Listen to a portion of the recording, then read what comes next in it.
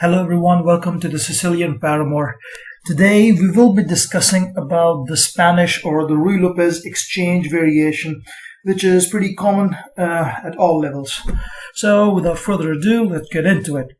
After the moves e4, e5, knight f3, knight c6, bishop b5 is the Ruy Lopez. The two most common moves are a6 and knight f6, knight f6 being the Berlin, of course. So today's topic of discussion starts after a6. And of course, there are two moves here, which is b takes c6 or bishop takes c6 or bishop a4. Now, bishop takes c6 is the exchange variation. This is what we will discuss. Now, a lot of amateurs play this variation. So just because, it deviates from a lot of theory. You don't have to learn so many things after bishop takes c6 as you have to learn after bishop a4. So, okay, which way should we capture? Now, the best way is d takes c6, because the alternative capture basically blocks in our own bishop, our queen, and we have more pawn islands, especially a weak pawn on a6. And the b file is not much used for the rook. Alright, so after d takes c6, now white has many moves, as you can see. Castle, d3, d4, knight c3. However, let's just get one thing out of the way. White cannot hope to capture this pawn, which was previously defended by the knight, because of two reasons.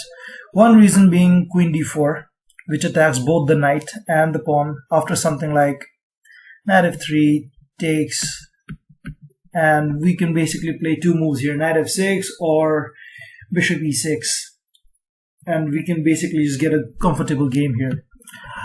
The another reason is after knight takes, we actually have another move, which is queen g5, which attacks the knight and the g2 pawn. So it's threatening another pawn this time. And after something like knight f3, queen takes, rook g1, queen h3, d3, bishop g4. Now the knight is coming under heavy fire. So after rook g3, queen h5, knight bd2, and castle. This is not a position you would like to stay in, right? There's a weak pawn here, and on h2, the king is still not castled. The bishop will still take at least two moves to get out. The queen also, and it's not a pleasant position. Even after something like h3, bishop takes h3, the problem isn't solved much. Alright, so we understand that in this position, knight takes e5 does not win a pawn, in fact, just worsens your own position. So, what are the alternatives? Now, there's an alternative of, the main line, of course, here is castle, of course. But let's see the alternatives. d4 is a very common alternative. I believe this is the Lasker line. So, you can treat this line as follows. E takes, queen takes. However, if knight takes, it doesn't make much sense, because afterwards you just play c5. So after queen takes, knight takes, this is the position. Now this is what white is actually aiming for. He has a 4-3 majority on the king side, and we have a crippled 4-3 majority on the queen side. However, we will not be able to create a passed pawn on the queen side as black because of the doubled pawns here. However, white can. But if it was so simple, then basically e5 would have been refuted, right?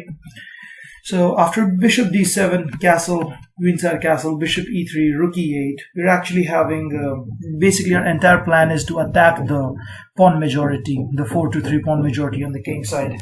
Now, the rook is attacking the e4 pawn, protecting it with knight c3 will just be met with bishop b4, and protecting it with f3, we're going to start chipping it away with f5.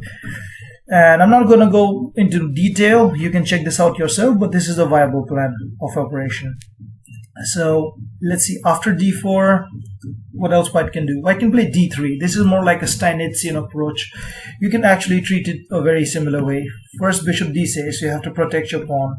After castle, knight e7, knight bd2, castle, knight c4. Now two knights are attacking our pawn, so f6, bishop d2, c5. Now this is a good move. It's basically preventing this direct d4 thrust. So after c3, preparing it, bishop e6.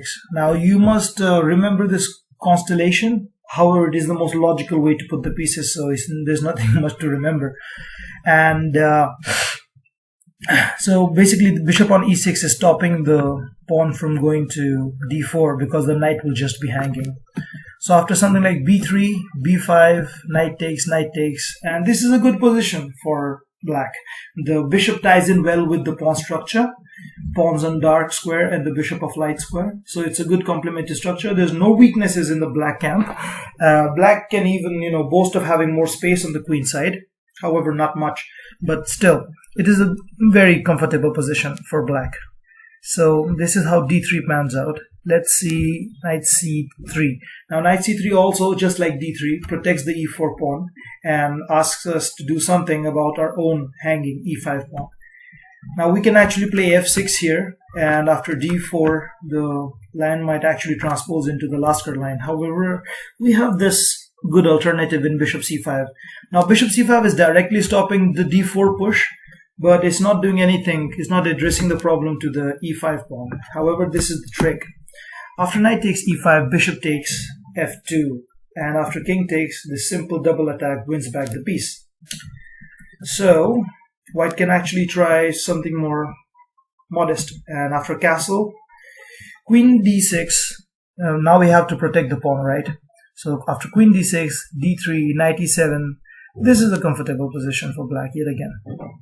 Alright, now let's see the final, c3. C3 can also be played here. Basically, white wants to follow it up with d4. However, in such conditions, usually when black has a semi-open d-file, c3 actually leads to a lot of weaknesses on the d3 square, and white can, white can jump straight in with queen d3. Now, queen d3 actually does a lot of things. Stops the bishop from developing anywhere, and the c3 pawn stops the knight from developing, which in turn stops this rook from developing, but that's not the real problem here. And the queen also stops white from castling. However, it still does not address the problem to the e5 pawn. But after this blunder, knight takes e5, queen takes e4, it is more than enough for a satisfactory game. Even after queen e2, queen takes g2, knight f3 check from the queen here. And believe me, in this place, no discovered checks are good enough, because no matter where you go, you must remember that your rook hangs too. So knight f3 check, bishop e6, rook g1, queen h3, d4, and this is still a comfortable position for black, because you have weak pawns on h2 and f2, and black has a simple campaign of queenside castle, queenside castle. You can utilize this d-file, and bishop comes out, the knight comes out, and that's it. Nothing much to discuss here. So after c3, queen d3, the most logical move actually is queen e2. But after exchange and f6, d4 takes, and f5, this is a good center, so you must chip away at it. f5, and that's a good thing. And even after e5, bishop e6, now you're going to target the d4 pawn all the game with things like queenside castling, which brings the rook onto the open d-file, semi-open d-file, and the knight comes up here. Basically, we can even blockade this pawn for some time being and maneuver around it. It might look that black is crammed, but it's actually not, because the f5 pawn actually controls some key squares. So this is about the c3 variation. And okay, so let's go to the main variation here, which is castle. Now there's so many moves to play here. f6, bishop g4, bishop d6, knight e7, which is actually suggested by Hector Bologan in his latest book on the Ruy Lopez, and even queen f6 sometimes. However, it's not that common. So which one do I recommend? I recommend the straightforward bishop g4. Now I'll tell you something that you must not do. If you play some, let's just pass a move as black, something like h6. Now the reason is after knight takes e5, this move, queen d4, it actually doesn't work anymore. It doesn't win a pawn, because after the knight goes back, queen takes e4, rook e1, and actually you're losing the queen because of this pin. So you must address after white castle. This is actually a serious threat that white wants to take the e5 pawn. Should have said that earlier though. So after bishop g4, we're pinning the knight, so that knight can no longer take. The most obvious way to get out of the pin is h3. However, anything else, say like d3, we just play f6 and we have a simple plan of queen d7 and castling on the queen side. Now, this is a good enough plan and it works. So there's nothing much happening here, although you might want to check out some details. So after h3, we have a choice. We can either take or go back. Now, none of the choices are actually pretty helpful.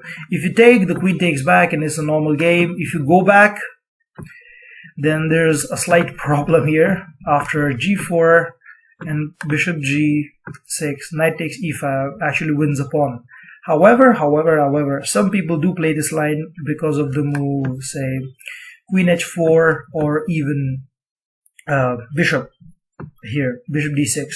And this is actually the Hector Gambit, if I'm not wrong, because Johnny Hector, the grandmaster from Sweden, plays this sometimes, and it's basically based on this hack attack on the H file by opening up the H file.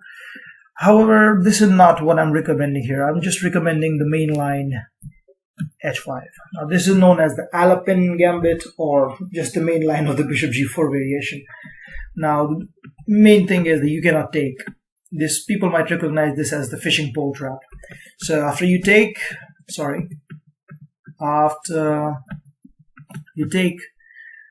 believe it or not, the best move actually here is the two of the best moves is g3 and d3, not protecting the knight, because anything that protects the knight, say knight takes e5 and queen h4, you're basically running into a mate in 4 now. It's already a mate in 4 at this early stage in the game. So after f3, g3, that's it. You're going to get mated on h2 or h1, your choice. After something like knight h2, queen h4 still doesn't save you the game, because after rook e1, trying to get an escape square, queen takes h2, king h1, check, king e2, rook, queen takes g2, and you're threatening the e4 pawn. After something like d3, queen f3, d2, check, and queen f3 back. This is a pathetic position. Look at the rook. It's just going to enter along this file, even this file sometimes. This rank. And this pawn is about to flee, and we can actually just castle, increase the pressure. However, in many cases, the knight also can jump in. The bishop has beautiful access to so many squares. And look at all these retarded pieces over here. They're not doing anything there. So, and the king, of course, is in a very shaky position. So this is not something that you want here. All right. So let's not get into this. So taking the bishop is no good. However, there are alternatives here. One crazy alternative I can tell you is c3. Now c3 again causes this hole on the d3, so you might actually want to jump straight in. However, you might be thinking, what about just takes and knight e5, which is attacking both the queen and the pawn. Now anything else apart from the next move actually basically just loses for black. So the only move that saves the game, or I should say draws the game, is bishop d6. Not worrying about the queen, because after knight takes d3, there's just a perpetual check. That's it. And the game should be over. So let's go back. So if you don't want to draw, however, you want to play for a win, so don't play queen d3, which is basically a commencement of a forced draw, almost forced draw. You can go queen f6, and the lines here will be somewhat similar to what I'm going to examine later. So after d4, something like this can ensue. Castling, this is a comfortable position, but this is not the main line. After h5, the main line runs d3. And after queen f6, we are threatening to take twice on f3 and double the pawns. So after knight b to d2, we are protecting the knight, and we are threatening to get on with our plans. We, as in white, is threatening to get on with the plans. So now the main line has always been knight to e7 here. However, g5 is a worthy alternative, and it is being recommended by many theoreticians nowadays, and is also pretty popular in correspondence chess. Now the main idea is just drop the bishop back to either e6 or c8, depending on the exact position, and just go forward with this advance of g5 and opening up the king side, and it's actually going to spell a lot of trouble for black. It's actually hard to imagine, but such a hack attack when black is only developed two pieces, one of them being the queen and the bishop is actually on pre. Such an attack can work, but it actually does work because the placement of the white king in this position is just somehow that unfortunate. So after g5, there are so many lines that white can come up here. Let's just get the first one off the way. So after h takes g4, still after h takes g4, you cannot stop the knight from dying. So anything like knight h2 basically runs into queen f6. The queen just always comes to the h file and takes the support of the rook. That's the problem with this line. Let's see something else. After rook e1, which might seem a decent alternative, bishop e6. The bishop just drops back and we are following up our plan. Next time we're going to just play g4. And even a move like d4 does not stop g4, because after g4, yeah, of course you can take, but I'll tell you what happens after that. After takes, the queen just drops back to g7. So after something like knight takes, e5, g takes, and g3, you don't want that pawn to advance further. You play h2 check. And if you take, the queen takes on f2, so after king g2, h4. And this was actually analyzed by Fischer in one of his notes, and no doubt that black has a good attack here. With so many pieces and pawns attacking, there's no denying the fact that this is a very strong attack. So this is what you get after rook e1. However, something like c3 meets the same fate of bishop e6, d4, you push, and after, say, d takes e5, this is what I was discussing earlier, you just drop back with the queen, and you place your queen on the same file as the black king, as the white king. And the white king must already be feeling shaky now. This is, again, very bad, because you're just opening up the file with the tempo. And after knight d4, queen h7, this is, again, becoming a problematic situation. So king h1 might actually be the best try here. So we have a lot of things, you know, you can actually go take this pawn, this knight, and you might think, oh, you're a knight up, but actually it's not that clear, because the open d file actually ensures that the black king does not castle that easily. Even after something like bishop d7 and queen e2, white still has a lot of compensation for this. So instead of that, I recommend after king h1, you basically just castle. And after knight g1, queen takes e5, we have a simple plan of bishop h6, knight f6, and things like that. It's not easy. Remember, this pawn capture all the time is bad because it opens up the h file for the rook. Alrighty. So what is left now? So after all this, we come up on some good lines here. Now knight c4 is what I've analyzed as my main line. However, there is an alternative in b3. And if you put this position in the engines will be screaming b3, b3, b3. And now the engine wants me to take, I believe. However, queen g7, this was actually analyzed by Nikos, also known as Tirlis. I hope I'm not butchering his name here. Nitirlis, I'm sorry, I'm really sorry. He actually published a book for quality chess, and it is his recommendation to go queen g7. It makes a lot of sense, because after bishop b2, f6, now the plan of campaign is just drop the bishop back and play g5 as always. Even this resource of bishop c5 is in the air. This is a comfortable position. I'll just give a sample line here. d4, bishop e6, takes, and you push. And after knight takes knight d4 and g takes, g3, bishop g4, queen e1. This is not a position that you want. Now come on, after castles, this is not what you want. The king is pretty shaky. Of course, it is not a forced loss or anything like that, but this isn't, you know, comfortable either. And at some point, you know, you will have to be finding the only defensive moves, and it's going to become very problematic to find them in such a position. Alrighty, so let's go back, and instead of b3, let's see knight c4. And after knight c4, you basically take. You don't play this plan of going back, you can actually take, and you can enter this favorable endgame. And now you must be thinking, okay, all this drama just to get here into a favorable endgame. However, this is a really favorable endgame if you ask me. And in the exchange Spanish, the f4 break is very important for white to get rid of this, double pawns in the bishop g4 lines. However, these two pawns are actually clamping down on that idea pretty well. So you can actually see what kind of trouble this lands him into. Breaking up the king side with h4 doesn't actually work, because after g takes h4, this open g file will provide more than enough counterplay. So let's get on with our play. After f4, that's what white wanted in the first place. b5, first dislodge the knight. When the knight goes to a5, you can actually either play e takes or just protect the knight. Now there are pros and cons for both of them. You can directly protect the c6 pawn with king d7. However, then white gets the chance to block the file.